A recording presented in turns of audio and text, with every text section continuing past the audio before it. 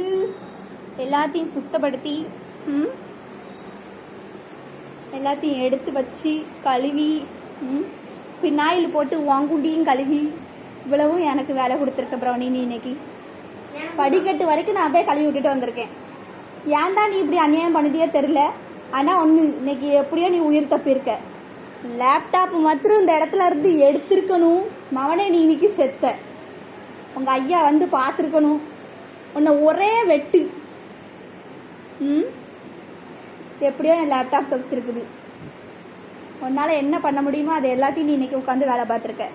நான் கெட்டிட்டு போய் நீ என்ன அவுத்தனே எனக்கே தெரியல. இதில் வேற உன்னை மலையில் நனைஞ்சிடக்கூடாது பிள்ளைன்னு சொல்லி பாவப்பட்டு நான் வீட்டுக்குள்ளே உட்கார வைக்கிறதுக்கு இங்கே வரைக்கும் நான் உட்கார வச்சுட்டு போயிருந்தேன்.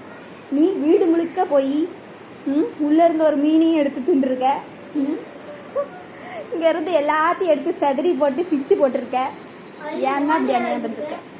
மோண்டு எல்லாத்தையும் தர இழுத்துட்டு போயிருக்க வீடு முழுக்க. அப்படி ஒரு ஸ்மெல்லு வீடு. கம்ம கம்ம கம்ம செண்டு வாசனை எங்களுக்கு தாங்க முடியல. வந்து யாரும் அப்படி பண்ணுதாடி சரியட உனக்காவோட அம்மா எவ்வளோ பாவப்பட்டு எல்லாம் பண்ணிட்டு இருக்கேன். படிக்க வரும்போது இது பண்ணும் போதெல்லாம் காப்பாற்றி உன்னை இது பண்ணுறதுக்கு நீ கொஞ்சமாவது ஏதாவது எனக்கு நல்லது செய்தியா? பண்ணுறது எல்லாம் பண்ண மாதிரி தடம். எனக்கு தான் உன்னை பார்த்து ஒரே கஷ்டமா குஷ்டமா வருது.